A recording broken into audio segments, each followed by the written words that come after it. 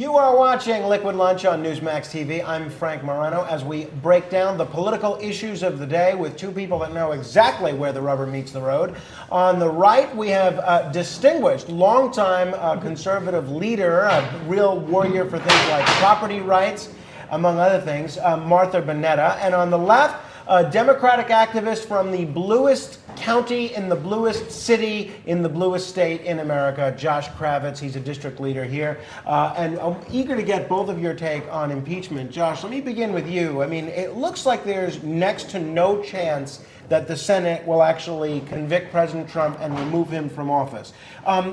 That being said, don't you think we're better off having Congress actually focus on the business of governing the country instead of politically grandstanding with this impeachment? Well, let me argue with the premise to begin with. Let's see what the facts bear out. If the facts are as damning as they may be, then the Senate may have no choice. I mean, Trump is going to have some people who are going to ride with him till the end. And just like Nixon did. There were some senators in the Nixon case who would have stayed with him to the bitter end. But there are a lot of people who are in states that have different electoral situations, that have robust Democratic parties, who may have to vote yes for impeachment if that time comes. So I don't think that is a foregone conclusion that the Senate won't vote yes on impeachment. Martha, this is not really a Nixon-type situation, is it? But Nixon had all sorts of senators, Republican senators, including Barry Goldwater, rushing to say he should be impeached. That's not really the case with President Trump. That's not at all what's happening here. So my prediction is, well, first of all, let me just say all of these impeachment shenanigans are just unifying and uniting and charging up President Trump's base all across our country. We see it time and time again, especially now at the rallies. The base, the voters, they're coming out in full force and full support of our president.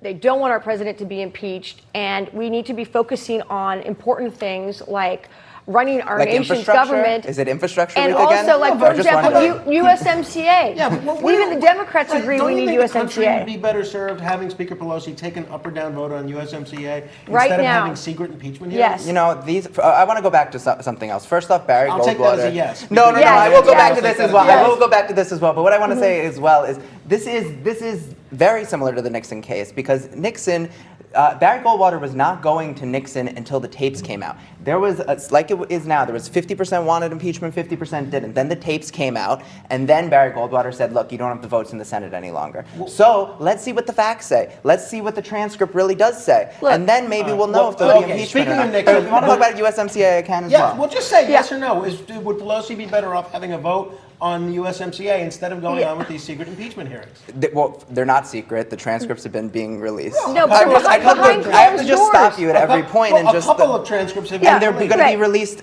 successively. The first two were released yesterday. They're going to be more released now. If once Adam Schiff deems it's appropriate to release them, then they're released. The reason why these hearings are being held behind closed doors is so that because it's a sham. That's why. No, because the witnesses can't coordinate. Because the witnesses can't coordinate their statements. Listen, the American people deserve Well, we know how Roger Stone coordinated his statements with the Russians. All right, so we know how that works. But Democrats and Republicans both agree we need the USMCA. And instead of actually voting on it to help the American people, instead, we're dealing with 24/7 impeachment shenanigans, closed-door secretive meetings. I mean, the American people are demanding transparency. You can see by the rallies, thousands and thousands of people are coming out.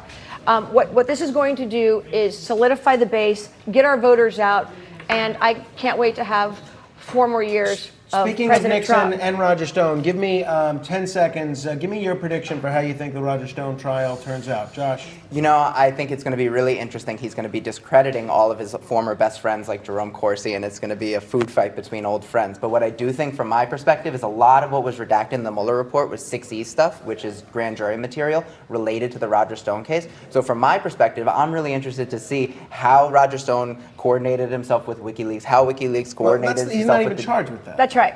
What is he charged with? Yes. He's charged with obstruction of proceeding, witness tampering, and lying to Congress. Yeah, but the underlying substance of the case is still in... Trust me, give me a prediction. He's charged with obstruction of proceeding, witness tampering, and lying to Congress. Yeah, but the underlying substance of the case is still in... Trust me, give me a prediction. Look, I have a law degree, and I really believe... I do too. Yeah, good, there we go. Okay.